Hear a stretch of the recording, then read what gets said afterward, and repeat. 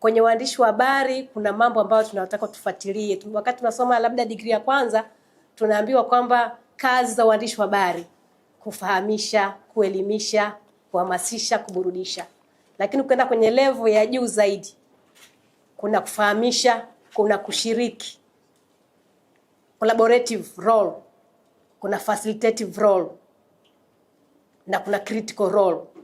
Kwa hiyo sasa kwenye uandishi wa habari wa maendeleo ni lazima tuziandikie zile habari za maendeleo.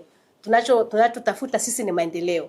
Na kuziacha habari za maendeleo ukaangalia makosa tu ni mambo ambayo tumeambiwa na wenzetu ambao walitutawala kwamba tuangalie ile mambo ni negative peke yake. Lakini kinachohitajika ni yale mambo ambayo ni positive, ambayo mwanamke wa kijijini amepata maji kweli? Sera zetu zinafanywa kazi kweli? Implementation kweli zipo? Pasipokuwa na hizo habari za maendeleo hatutaweza kufika kokote, ndugu zangu. Kwa hiyo hizi habari za maendeleo ndio chachu ya taifa, na maendeleo yakiwepo yanaanzia kuanzia kwenye kaya. Na sisi kama TAMWA tunaona kwamba maendeleo yakimgusa taifa na yamemgusa mwanamke kuanzia kijijini. Kukiwepo na hospitali kijijini, mwanamke anapungukiwa mzigo ule wa kulea familia ambazo zina matatizo.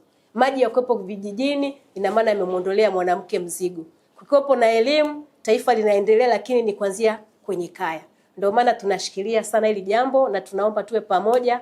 Hakuna cha mtu kuwekwa mfukoni, ni swala la maendeleo, na kwenye critical role iko pale pale. Katika hizi role ambazo tuko nazo, tunazo role 4. Kuna monitorial role ambao ni ile kufuatilia habari za kila siku. Kuna collaborative role ambao uandishi wa habari lazima kushirikiana na mashirika mengine kwa ajili ya kusaidia ile gurudumu la maendeleo. Kuna facilitative role.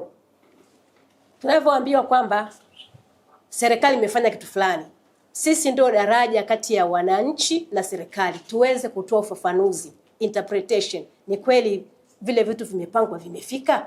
Maendeleo aliyosema yamefika? Ni kazi yetu sisi waandishi wa habari. Alafu nakuja critical role pale ambapo unatakiwa sasa kukosoa, hapa jamani haijaenda vizuri.